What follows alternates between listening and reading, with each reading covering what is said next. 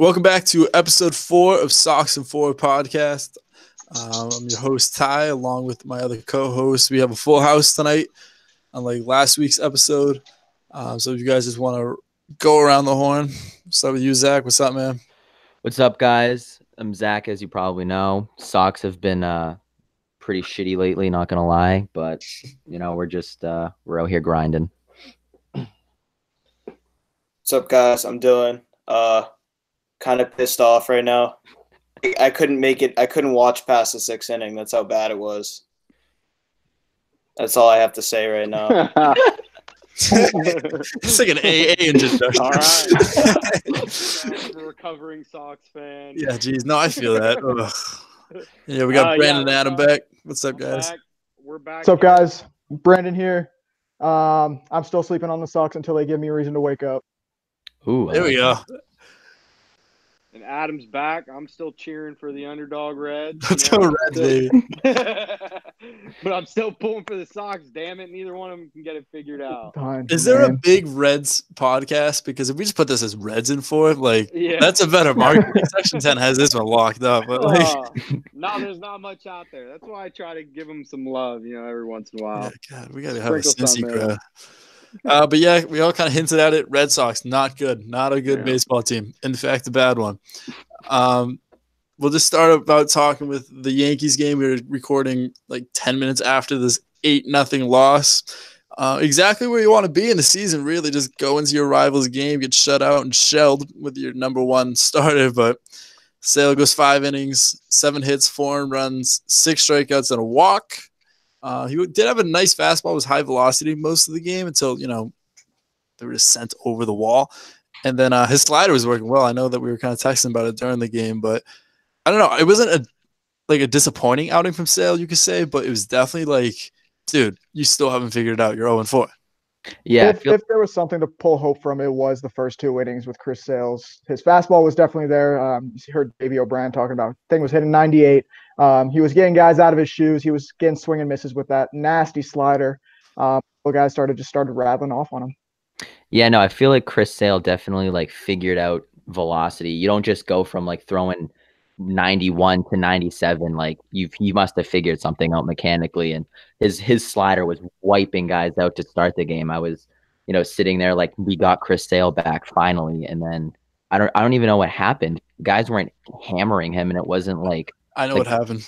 What happened? All right, conclusive evidence. Last time you were talking about on the last episode on opening day, you said, hey, we could see a no-hitter or something. And you jinxed it, dude. 2 weeks in a row. You said, Sale's back. I get roped in. We're going to get a no-hitter, and then we get shelled, and Sale's back. I get roped into those early, Chris Sale has 2 good innings, and it's oh, no-hitter, guys. This is it. It's happening. 1, 2, 3 first. Yeah, no. I really thought this was going to be the big turnaround. You had Sandy Leon behind the dish. It was the first Yankee game of the year. Chris Sale. They're going to come out dominant. It's going to be a close game till the end. But I don't know. It's frustrating. Yeah, I mean, for sure. It's every single game I go into, I'm surely they can't be playing bad again. They have to turn it around. And every single game, they just they're not even showing fight or improvement. They get shut out again. They score 1 run to win a couple games. I think twice. They have 2 1-0 wins. No, they had a 4-0 win because it almost feels like they're playing down to the opponents that we face, because we're facing guys that we're not expecting to be in the playoffs, other than maybe the Yankees, maybe the A's. But we've been playing Seattle. They're not expected to do. They weren't expected to do anything. We're playing Toronto. We're playing Baltimore. They're not expected to make the playoffs. We're expected to finish the bottom of our division, and it felt kind of like a long time we were playing down to these guys. But when we come to New York and we're playing this battered Yankees team, they still seem to be not filling their potential. Something is still not there for the Red Sox yet. Well, these other teams are playing up. Yeah. They got a target on their back. Exactly. You never know. I don't know. It that way. I feel we've said this before, that it's every team, it's your Super Bowl, right? You're the Red Sox, Right. World Series champions. But like, I have a very hard time sitting here thinking that like the Baltimore Orioles are like huddling around the dugout. Like, how are we beating the Red Sox? We getting these guys today. It's like you They lose. have wicked good pregame music. And Yeah, they're getting lit in the locker room. No, like I don't know. Like, how much? Chris How Davis much coming out. It's going to be the one, guys. It's going to be the one. Come out like in dodgeball and the like Cobras came out. Like how much in baseball can you really prepare for one team? Like I don't know. I just feel like there's got to be something wrong. There's got to be something wrong. Yeah, three hits ain't gonna get it done. Yeah, get 3 hits tonight. Paxton 8.0 innings pitched. Only let up 2 hits, no earned runs, struck out 12. At one point, it was 6 in a row and a walk. So, I mean, what are we doing here? You can't say you come to play, you're like playing on like rust. Like you've been playing baseball for like a week straight, like every single day, literally. Yankees, you could argue, came off a rest day, but come on, like they're not playing well either. Like the Yankees are not this wicked good team like they have been in the past. Like they are battered. They're during the game today, Nesson was showing that the Yankees DL, and the thing honestly looked like a starting rotation for a team in like AAA or something. Like just top to bottom, that team, the DL team in New York is loaded with talent. The thing with like the past few days is like they scored 1 run yesterday. They got shut out today. Like they're swinging at the first pitch, like popping it up. And then you have guys striking out on 3 pitches. Like, that can't happen. Like, figure out what you're doing at the plate, be patient, and find the right ball to hit. Mm-hmm. I was talking to some of my buddies about the impact that Sandy Leon would have coming back, and it definitely showed. I think Chris Sale was trusting him, trusting how Sandy was calling the game in the first 2 innings, and it definitely seemed to be working. So that trust factor is definitely back there for him. But you have to give like the give and take kind of aspect to Sandy's defense, the way he calls a game versus when he's actually at bat. At the dish, and he's not going to produce any crazy numbers. I think he had one of the lowest batting averages on the team last year. So it's kind of a give and take thing. What he's going to bring, help the starting pitchers get those ERAs down, but he's not going to produce anything at the plate for us. Yeah, for reference, because you haven't heard the news, I'm sure you have. Blake Swihart obviously bring up Leon. It kind of came as like wicked surprising news. There was no rumors or anything. Literally just dropped it from the clouds.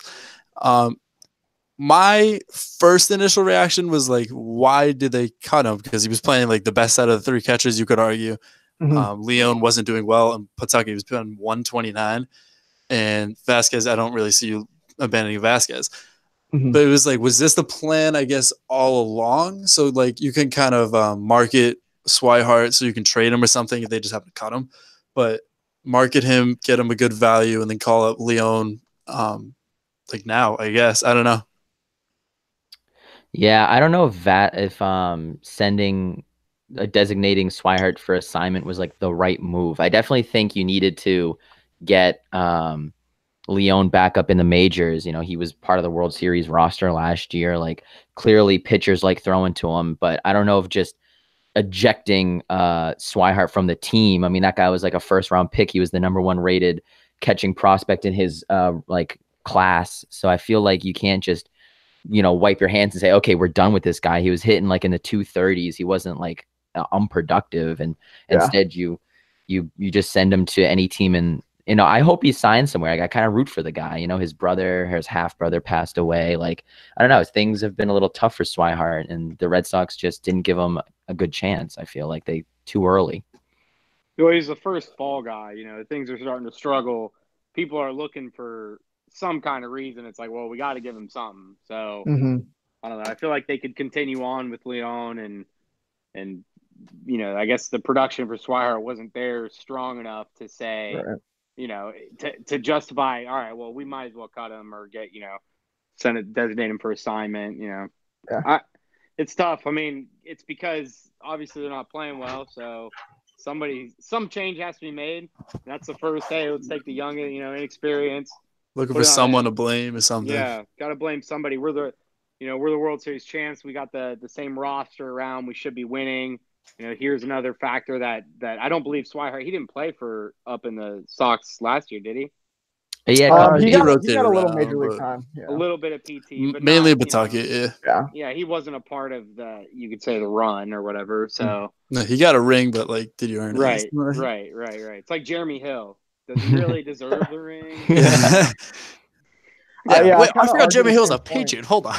My bad. No. Yeah, he got hurt in the preseason. He's a Super Bowl champion. Yeah, wow. You could have seen how he came at Cincinnati on social media. Imagine being a Bengals fan. Blah, blah. I had the exact same stats as Jeremy Hill. Yeah, this past season. I've that is wild. As well for the Patriots as Jeremy Hill has. All right, back to baseball. Sorry. Yeah, I kind of feel like the Blake Swihart thing, it definitely caught everyone off guard because him and Mitch Moreland were two of the guys that were producing the most at the plate at the beginning of this first part of the season. So it was definitely kind of blindsiding, but it goes back to that same ask, what would you rather have? Would you rather have a guy producing at the plate like Swihart is, or would you rather have a guy who's catching a great game, calling a great game for the pitchers, and again, keeping those ERAs down and giving the offense a chance to win the game? It's good.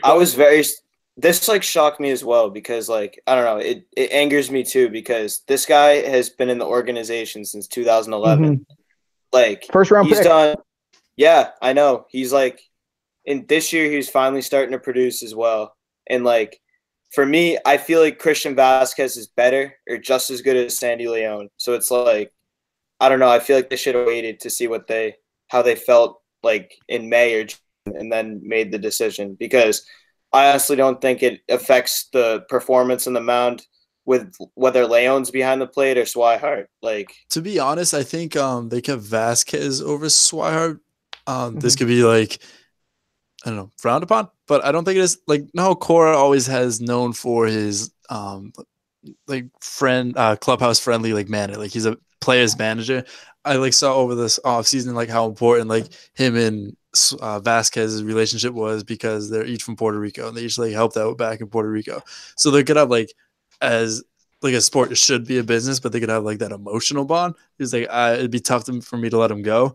I don't know. I think Swihart was the obvious out of the three to kind of let go because we had Vasquez, which is, if not Dylan just said, better, if not the same as Swihart, and then Leon for what he lacks in offense can back it up in defense because Sox catching has been throwing a lot of guys. I would think they're 2-9 or something. Yeah. I kind of love this move because I hate it. Last year, the Red Sox in May, early in the season, they designated Hanley Ramirez for assignment. And I went on a tirade. I cursed the Red Sox. I was screaming from the hilltops, how can you let Hanley go? He's likable. He's a clubhouse guy. And now the Red Sox did another move early in the season. I hate it. I'm usually wrong about these things. Maybe I love this move. This might turn things around, Yeah, let's get nuts. You want to get nuts? Let's get nuts. I got to find something. Go crazy. I don't know. There was some good over this stretch. I mean, since the last episode we were talking earlier, the Red Sox went 3-4. They scored 28 runs and gave up 45. I've seen better strategies to win baseball games. Yeah. It's there has to be a different way they can try. But David Price pitched probably the only good outing of any starters pitching. Yeah. You can't forget about Erod too. Erod had a good outing last week. Mm-hmm. Yeah, I mean, yeah, he had a good one. I call Price's dominant though. It was he was dominant for sure. Yeah. I don't know what he went 7 innings, no earned runs. I think he only let up 2 or 3 hits, 4 hits maybe. 3 hits. 3 hits. Yeah, there it is. I didn't have it pulled up. 7 strikeouts.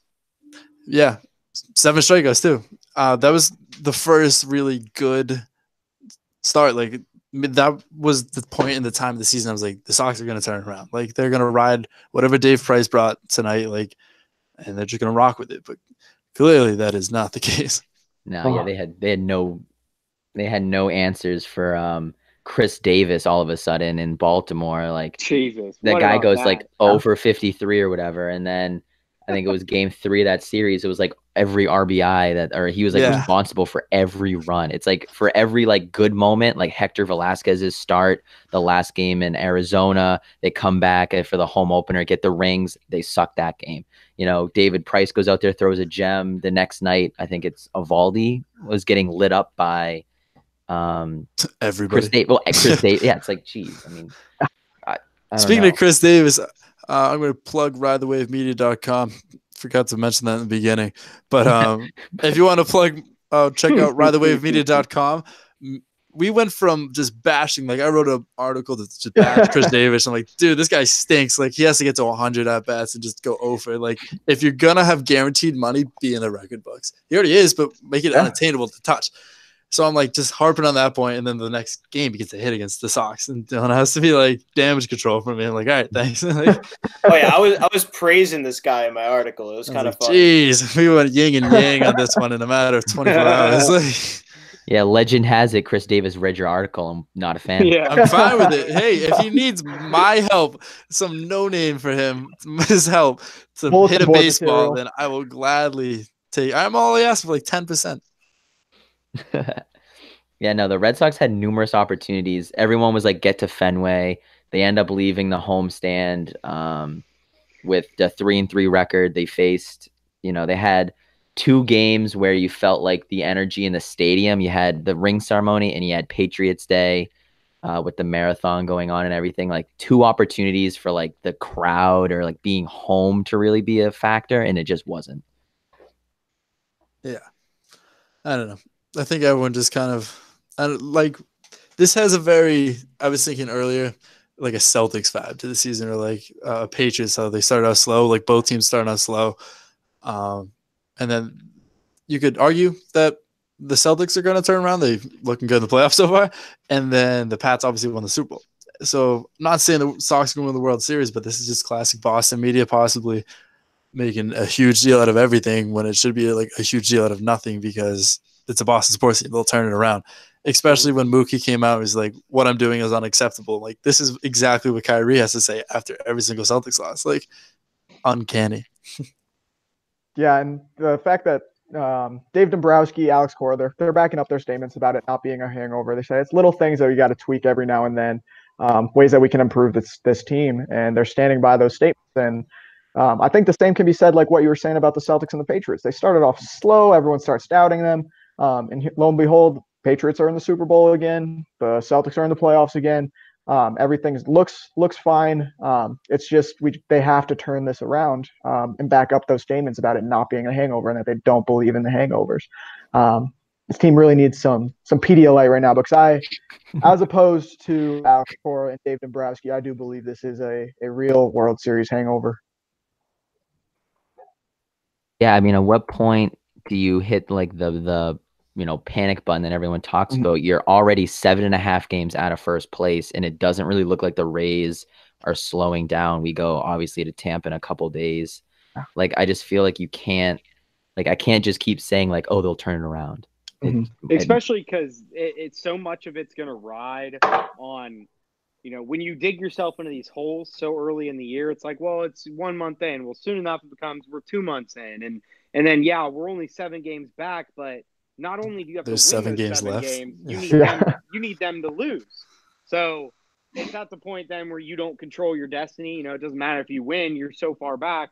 You need people to start losing in the division, and that's kind of – but I think to the point of you guys were talking about Chris Davis, like, for example, him just going off randomly, right? He's like 0 for 59 or something. And it's like those kind of unquantifiable things happen that's like, all right, well, that's a loss there. There's 2 more losses or whatnot. So you have to think with the same core that what they have, that those kind of sort of, I guess you could say, fluke games or fluke things that are happening are going to start going the Sox way a little bit more. I still don't think it's panic time. Personally, I don't think it's panic time, but I do think there should be a sense of urgency. I don't think using the longevity of the season as an excuse is a way to keep doing what you're doing. Right. Something has to change. 3 hits. There you go. That's not going to win you any ball games unless they're all home runs. All right. It's a no-hitter. Yeah. Exactly. So, I mean, I don't know. I don't. It's not panic time by any means, but something's got to happen. Yeah, when I was younger, I was like, "This is such a long season." Like, I thought a meaningless game in like May. I'm like, that won't really matter. Like, it kind of stinks to lose them. But I'm like, when you start the season this bad, these games will matter at the end. They add up. Listen, every game in the beginning of the season counts just as much as the games at the end of the season. Yeah, it's the playing game. They all got the same amount of weight to them. I mean, especially when you're playing divisional opponents, when you're opening up. Yeah. That's even worse when you're. I think we have a series against all of them in a row, right? We have Tampa after this. It's not panic time yet, but am I like the only one who thinks that Alex Cora is like a soft manager? Like, why is he? I meant to mention this earlier. Like, to your point, I didn't mean to cut you off, but why does he have every single lineup is a different position, different order? Weird. Like, we had Vasquez and Swire and Pierce playing second or left field. Like, how is that build any form of consistency, though? You can touch on that a little more. It makes no sense. I mean, like, they're playing too, like they're playing at the plate and on defense. They're just playing with a complete lack of effort. And like, I feel like he has to put some of the blame on himself because like he needs to like, I feel like he doesn't go hard on them enough. Like, I feel like he's got to yell at them and like drill it into their heads. Like, what are we doing? It's time to wake up. It's time to keep playing like we were last year. Like, I don't know. And then the lineups like that, like the lineup yesterday was terrible. They got nothing done at the plate. I mean, like, you have Steve Pierce playing in left. JD Martinez didn't even play yesterday. They're like, oh yeah, we're playing the Orioles. Like, we got nothing to worry about. Well, the Orioles like rocked them yesterday. Like, no, JD played yesterday. He was right field. Okay, yeah. No Benintendi. I honestly think that Alex Cora might have been trying to play some pranks on the guys up in the media booth because it was Jackie Robinson Day. Everyone's wearing 42. Why not switch up the lineup a little bit? Yeah, and just test these guys. Up. Let's see if these guys know who these players are that they've been covering. I got some beef that I'd like to air out right now on the podcast about Jackie Robinson Day. This kid goes. So no, it's not as what it sounds like. Jackie Robinson is an unbelievable player and an unbelievable person and all that. Great man. Go watch 42, one of the best baseball movies of all time. I just watched that the other day, actually. Such unbelievable film. Yeah, but can't say enough about Jackie Robinson. but I was at the game. It was my first time ever being at a Jackie Robinson game yesterday. And the announcers of whoever is like the announcers at Fenway Park, I don't know if this is everywhere, might just be at Fenway Park. Every time they announced a player, it was number 42. Now that would drive me nuts. I heard that. I lost my mind sitting. You can't do that. It was like now batting number 42, Steve Pierce. Now batting number 42. Number 42, Jackie Robinson. No matter what, like that's the whole point about retiring a number. So you never hear now batting number 42. Yeah, exactly. Baseball is dumb. Baseball is stupid. MLB is the least. If I was on the MLB marketing team, it would be like the biggest sport. Like this is so much easy things you could fix to make like your products like more fan accessible. Like I can't. When they were announcing the starting lineups, it was 42. I'm like, these guys have real numbers. Like Dustin Pedroia is number 15. It's just I lost my mind. I was don't see number 42 and it's like Pedroia jerseys. It's like at least put the player's number on the back too for like the away team. I mean, not their number, their last name. Yeah, their name. Like you can't even from behind. You can't even tell who the player is. Oh, I know. It was so. See, my take wasn't that bad, guys. Don't worry about it. But I'm just saying, like, it was frustrating. I won't go to another one, like, just for that reason. I can't hear number 42 over and over. I probably heard it 100 times yesterday.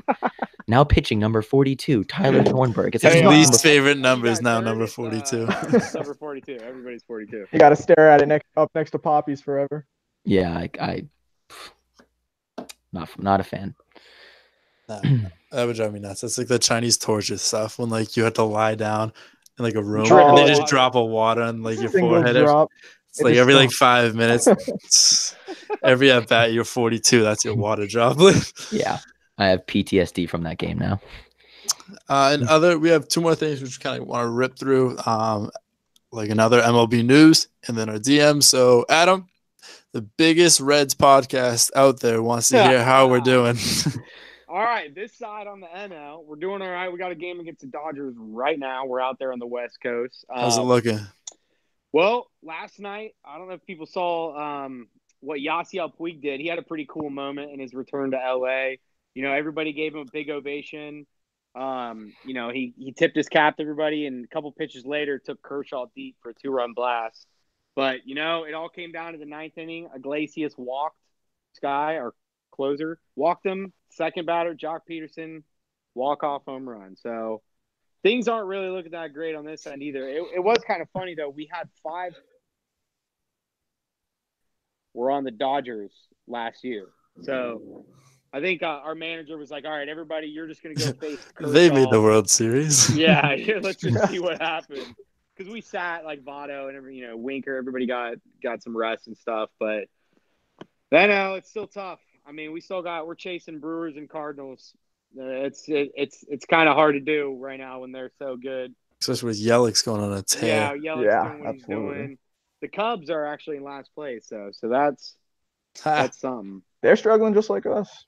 Yeah, there's a lot of good teams struggling, man. I swear, like the Reds. I know they're not the prototypical. They're obviously not everybody's pick to be contender, but they're better than what people. They're our think. pick. Yeah, right. They're number one in our hearts. But the Sox, good team, not doing well. Cubs, good team, not doing well.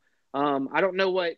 I'm not sure what the Phillies' record is. I think they're doing all right. I think they're pretty, right? They're pretty good. Shelled the Mets. How are the Mets doing? I feel like the Mets aren't doing as great as they should be either. Yeah, they had 10 runs scored on them in the first inning. 10-6. Yeah, the Mets are nice so far. The Mets are doing all right. Maybe it's there's some surprises. Like I think the Nationals are doing pretty well, and it's like, wow, you just lost Harper.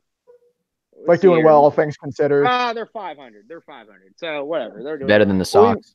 Well, yeah, even New York and Boston coming into today's game, both only won 6 games apiece. Yeah, killed to be 500. Yeah, exactly. There's gotta be. I'd be interested to see if there's more losing teams in baseball right now, or if the math makes it so that that's impossible. I'll crunch some numbers. Yeah, I don't know. I'll get the sabermetrics on that one. I'm your guy. And then last kind of MLB news. Kimbrel and Keuchel still not signed. Yeah. Don't really know where to go. Like Kimbrel still not signed. That's kind of ridiculous to me. Like 2 all-star guys, 2 guys that are some of the best at what they do in this sport, still not signed to a team. I know some news was coming out recently today about Craig Kimbrel being close to signing with the team. I'll definitely. It's not a hot take, but I definitely say my take on it is Craig Kimbrel's probably going to end up on the Brewers this year. Just considering how well that team has been performing on off. No way. Well, you can't really rely on Josh Hader. You saw that in the postseason against the Dodgers this year. Yeah. When they started relying too heavily on Josh Hader, he wasn't available for like Game 7. And you don't want that guy. You don't want the world on his shoulders.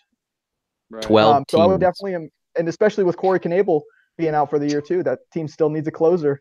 So I definitely see Craig Kimbrel ending up wearing some Brewers blue or crunch the numbers. Yeah. Our Reds' biggest rival. Yes, so we absolutely. don't want that. Our Reds' biggest rival. He's gonna end up in your division. Yeah, we don't need that. We don't need that noise at all. Yeah, we don't need that. Yeah, no, 12 teams under 500 right now out of the 30. So there's a bunch of teams are like 9-9. So, but yeah, 12, including the Red Sox, the Yankees. There were some big names like the Cubs, like we said. So I think everyone's kind of having a slow start. Yeah, but those are all teams you expect to find their way eventually. Yeah, the Rockies. The postseason. Yeah, lots of teams struggling, but hopefully. Hey, but you got to look at the bright side. We haven't been swept yet. Yeah, we're not all the way dead.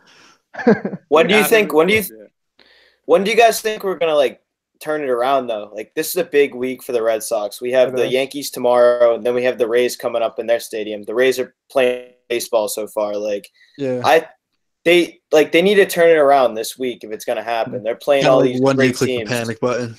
Yeah, like if they Memorial Day weekend. Is that a fair assumption? Like by the time this is going, we're just like hit 500 by then. Are we good? Or like if they for this weekend, so the Sox are going to be the ones coming back from the dead. Like in my this opinion, is the content. This is the content you can't miss here, folks. If they lose versus the Yankees tomorrow, and then they lose 1 or 2 games versus the Rays, and it's time to hit the panic button. But well, I think the Rays series will be telling because they're like right now leading your division. However, state of New Hampshire did the Red Sox a favor. Blake Snell dropped granite on his foot, broke his toe. New Hampshire is the granite state of America. So New England wins again. It's a whole effort. It's a whole effort. What was I about to say? Totally forget. This will come back to me in the middle of like the most meaningless topic, and I've just All right, well, let's hit our DMs now, I guess. We have a few of them, so we're just kind of rapid fire. From Chris.Allen.23, are you concerned with Chris Sale's slow start? Not concerned quite yet, but definitely got to turn around. Not after what I saw today. I think the little glimmers of hope, you gotta take your small wins where you can. This game's going down in the L column for Chris Sale, but I liked what I saw out of the first and second innings with him and Sandy Leon back together. I liked what I saw from Sale too, but for me, he's got to go more than 2 innings. Like, he's got to do what he's doing in the first 2 innings. He's got to do that for 3, 4, 5 innings. Like, I'm a little concerned right now, but I think he's showing signs of improvement, so I think he's only going to get better from here. Yeah, since I took this piece of Fenway Park, Chris Sale's 0-2, so this is going back to Fenway. Chuck it over, Moss. Taking the blame for that. Yeah, no, I'm worried about all the starters. Maybe not David Price now, but as I said earlier in the last podcast, I hit the panic button on the rotation, and after, like, Chris Sale put it together, he had the fastball and a high velocity, he had the wipeout slider, and he still couldn't get it done. Like, what more does he need to do? I'm worried for sure. I think it's closer to putting the panic button on groups as a whole, like you said, on the rotation or they got 3 hits. Like I've said that 3 times, but they're not going to win with 3 hits. It doesn't matter what Chris Sale's doing out there if you're not putting up the runs. And like I said, I mean, Chris Sale had 6 strikeouts or something and give up 4 runs. It's not perfect, but it's not terrible. 4 runs isn't insurmountable. You think with the Red Sox lineup they would be able to put up 5 runs or something to win that game. But I mean, I don't think it's time to hit. It's closer to hitting panic on a group or the lineup rather than it is just one player. And I think that's why the catcher getting sent out. My God, I forget his name. Swihart. It's a classic example of just putting the blame on someone because it's not one person's problem right now. It's as a collective, they're not putting everything together. So yeah, for sure.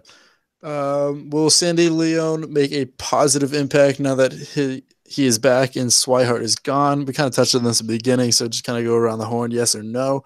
So do you think Sandy Leon here is good and Swihart is bad? Personally, I think yes. Yes.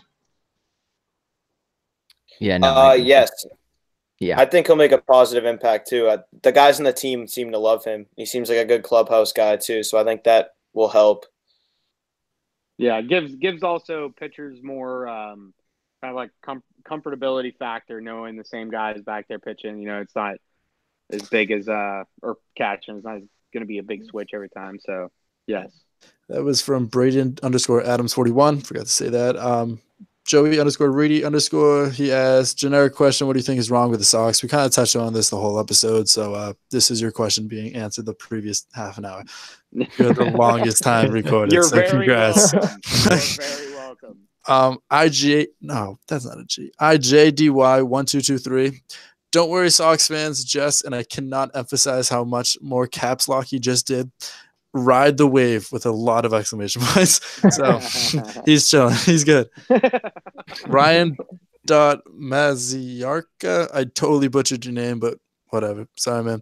What's your go-to brand for socks? Solid question. When I saw this, I'm like, this stood out. Personally, I strictly will only wear the black calf Nike socks. Strictly will only wear that. I'm a black Nike guy too. I got black Nike, but sometimes I'll switch it up. I'll wear white Nike. Yeah, there it is. It's the cap socks. I can't do the white socks anymore. It's always cap high. But I mentioned this in the text message to this guy. I actually had an answer for this. There's a company in Vermont called Darn Tough Socks, and they're the most comfortable things I've ever put on my feet. I wake up and I'm like, God, I can't wait to put my socks on. It's gonna be great. I sound like I'm doing an ad for them. Wait, what's this company's name? They're called Darn Tough Socks. Darn Tough Socks. If you are listening to us right now and you want to get into the Cincinnati, Ohio market, I have a proposition for you guys. They'll call me a sociopath on this podcast, and Adam's the one up here trying to put his socks on every morning. Yeah, this guy's a highlight of his day is just unballing a thing of socks and throwing. Rolling out of bed, getting the socks on. Starting a day with a fresh pair of socks, fresh out the bag. And then the whole day's misery out of you. Nothing better. Oh man, that's too funny. And then we got strong name Fonka Dunk. That's a good one. That can't be real. FONCKADUNK. Legal name. Follow that man. We're gonna follow him right now after this. No questions. Frick the Yankees, bro, with a sunglasses emoji. Valid. Sure. True. William _33. William with 2 M's. You heard me. And who do you think the best player on the Sox is so far this season? I'm gonna go Moreland because we would be 0 and whatever without Moreland. Moreland. Mitch Moreland by far. By far. It's not even close. JD's playing well, but he hasn't had come up big yet. He ain't Mitchie 2 bags anymore. He's Mitchie 4 bags now. 4 bags. TRD, Green runs deep. Sure you know him. He's getting called out in this one. This is tough. If you want to settle this beef with Jake Barrett.18, feel free. It's out there now. Is Sale worth the extension? He's not asking him that. So, yeah, we said that in episode 1, I think Sale was worth the extension. Yeah, I wrote a blog on that. Plug that. Chris Sale's extension. ByTheWayMedia.com. And then he calls out GRD by saying, also, why doesn't – sorry, let me phrase this correctly. Also, why GRD ain't respond to DMs? So GRD, like you got some beef to hash out, my guy. I'd love to know what this guy's DMing him. Maybe it's the worst stuff in the world. Like, this is why he's not DMing you back. He has a way worse Jackie Robinson take than I do. It's like, whoa, buddy. Oh, no. Buddy, make a post about this. This is a theory. It can take off. Now listen, hear me out. Jeez. All right, Jake Barrett.18. We see you now. Mitch goes to third base. I don't know why. Maybe with Pierce. I like Devers. I don't think Devers is playing a bad third base. He's making some errors here and there, but he's learning the position. He was looking good today. Few close calls today. Definitely over at third base at first, but he was getting those putouts down today. Yeah, I think second base is the position of contention in the infield right now. Pedroia is batting 111, just not showing a lot of rust. And then, Brock Holtz scratched his eye, and, Nunez is, flopping all around a like broken a dead body. Fish. Yeah, so, honestly, I think if anything's going to happen, it's going to be at second base. Quick plug. Brock Holtz started his rehab assignment today in Pawtucket. You heard it here first. Because I did too. Yeah, I didn't know that. Owen.Cordair, I think you said that. I don't know. We talked about this in another Sandy Leon question. So is Leon being brought back for the pitchers or for defense or his offense? Yeah, we touched about this whole time. Definitely not his offense. Yeah. Not his offense. Luke Booch, Booch. He has a very simple answer to this question. How do the Sox get back in the win column? Luke, they just got to win games. You got to win a simple game. Simple as I'm like, you gotta win a game to get back in the win column. Yeah, I think Cora should run the good old score more than the other team play, and you draw probably that get one up on the clipboard or something. Listen, if we hit the ball, it helps. Especially with runners in scoring position, that was ridiculous. Second and third, how do you not score outs? You had Moreland, 3, Pierce, 4, 5. JD up. Christ, it's frustrating. Dylan's pissed right now. I can see it. He's on vacation. This man, the Red Sox are ruining. I'd sue.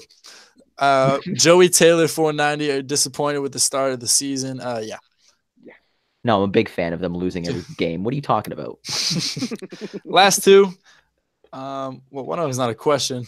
We got another all capitals. Cole_B13. What's up, Cole? World Series, baby. Big, if true. Yeah, I believe I was gonna say that is the goal. Are you talking this year or last year? Yeah. Oh my God, we won, guys! First time baseball fan. I don't know what. Does every team get rings? And then last question can wrap up the show. You had to rank the 2013, 2000. I'm assuming he means 2018 and the 2004 Red Sox team. Who's best to worst? He put 2008, but I'm going to assume he meant 2018. What about 07? 07, yeah. I think 07. Yeah, we'll do 1 to 4. Okay. Maybe he took 07 off. He's a Reds fan like us. That's from Killa K3V. 2013, I'm going to go. Oh, no, sorry. We're doing 2018 too. 2018, I think, was second. 04 I don't even know if I understood it. I don't even know. He just gave me like words, and he didn't prompt him in a question. So on the fly, I was trying like, and he had typos. Like, why use like, bot hey, word when few word do trick? Yeah, I got All right, 2004 period, 2008 period, 2013 period. Rank them 1 to 3. Okay. All right, pal. We've also won more championships than that. All right, this kid. Yeah, we'll go 1 through 4. Yeah. Yeah. All right. Who wants to start? 2018 is number 1 because they won like 119 games. Pretty good. That was the question, right? The best teams in order. All right. Yeah. Number 2, 2013. That was a very meaningful season. They had all the guys came together and competed too. Number 3, 2004. Just because like the whole comeback They did a thing and everything. Yeah. Yeah. 2007 was a very good team. They might have had a better roster than the 04 team, but both the 2004 and 2013 championships were meaningful. Yeah, I had 04, 18, 13, and then 07. 17 was just boring. It's like looking back, like they were so good at baseball. And they ended up playing the wild card team in the World There's Series. no memories. Like, See, I think 07 for me is my number 1 because that's the one I remember watching first. Yeah, that was vividly. The first team I followed. Like I was same here. Really little. Like I remember 03 when Aaron Boone gave off the walk-off to Aaron when Aaron Boone hit the walk-off off Tim Wakefield. But like 04 is so vague. And then like 07 is the first one I remember. So like that's my favorite. And then probably 18 just because of how dominant they were. And then I don't know. It's hard to like put the team that won the first championship in 86 years at the bottom of the list, but I think I'm going to do it because the marathon bombing team at 2013 that's so meaningful too. I don't know. It's hard to pick. We're so lucky. Yeah. When we have to choose from all our wait, let's do our Reds one now. What's our favorite? Hey, we got ships. We got plenty of ships to our name. All right, what's your favorite? 1975, they beat the Red Sox. 75, baby. We took the Sox down. That was the Carlton Fisk Hey, team.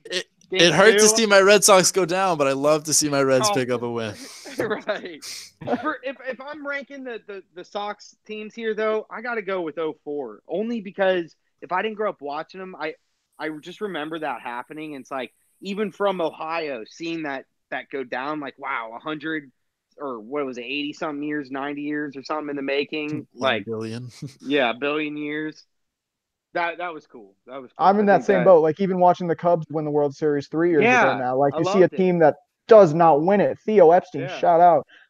Just a team that does not win and they win. It's something special. And it does not happen often because these droughts just don't appear out of thin air. They take time. It's a drought because it's a drought. It takes time. But 2014 is definitely my number 1. And then that 2013 team is my number 2 because like how you guys were saying, how meaningful it was, and just that picture of Johnny Gomes at the finish line putting the trophy down on the road, that was really special. And then the speech, everything that accumulated into that 2013 season was special. And then definitely I'd even put 2007 as my number 3 and 2018 as my last, just because this team was favored from July on to win the World Series. So even when it did come, it was amazing. It was joyful, but it really came to the surprise of no one because of how heavily favored they were. It's like, okay, we got our work done. See you tomorrow. The Reds are actually coming up on a 30-year drought now. It's getting to the point where it's like, all right, is it like the curse of Pete Rose? You know, did we win a ship? We never talked about Pete Rose. All right, we're running out of time. Next week we're leading off of some Pete Rose takes. I'll have some Pete Rose because I am very pro Pete Rose. Yeah. Yeah. Oh, I'm Pete Rose all the way, and most of Cincinnati is. Yeah, I'll say this. I'll touch more on next time. He's an asshole of a dude. Yep, love that though. But hell of a ball player. All right, we'll talk more next time. That's a great plug. Yeah. All right, so. Got to plug some stuff because I forgot to do it at the beginning, but ridethewavemedia.com. I think we're on week 3 of the website. A lot of articles going up. I know we do a lot of baseball ones every week. We got some Austin Pats writers, Celtics writers, Bruins, soccer, even golf. We got a podcast there. Check that out. Thank you for following if you already are, along with the show, along with Ride the Wave MLB Instagram page. know, without you guys, we literally aren't doing anything for anyone. We're just posting to each other. So if you followed along in the beginning, thank you very much. Ride the Wave Media. I wrote. Yeah, it was like just a group chat on Instagram. Yeah, pretty much. And then Ride the Wave Media, their page, Instagram page, the same thing. We have a new Facebook page. You want to check that out. YouTube page, Ride the Wave Media.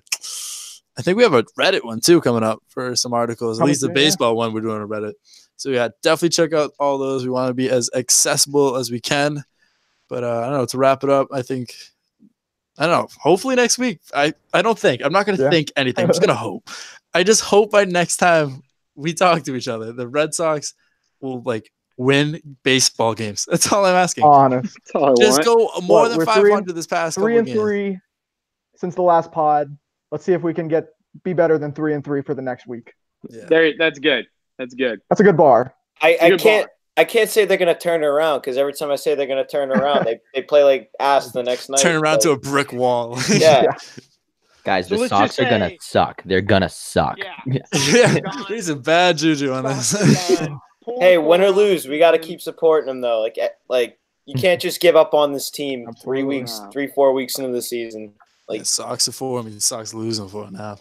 Yeah. Until they turn it around. Then that's when we're going to rebrand it. Yeah. No, you're right. You can't hop. Teams all my life. So it's you guys every now exactly. And then take a few. We're so spoiled, dude. Like we're so spoiled. You got it too. All right. Any final thoughts? Anything? Can we get Adam's prediction? But I will. Oh, Adam need a lock of the week.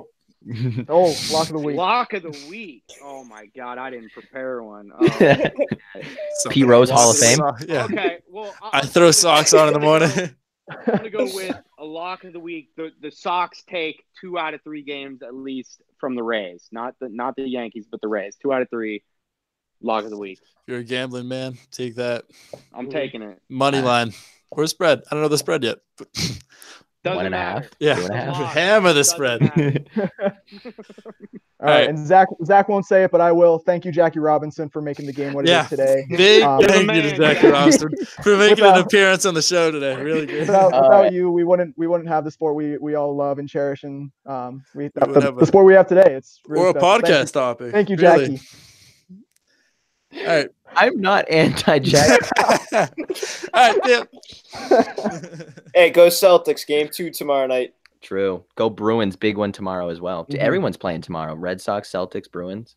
Pats. Scrimmage. Pats. All right. I got to go. See ya. Peace.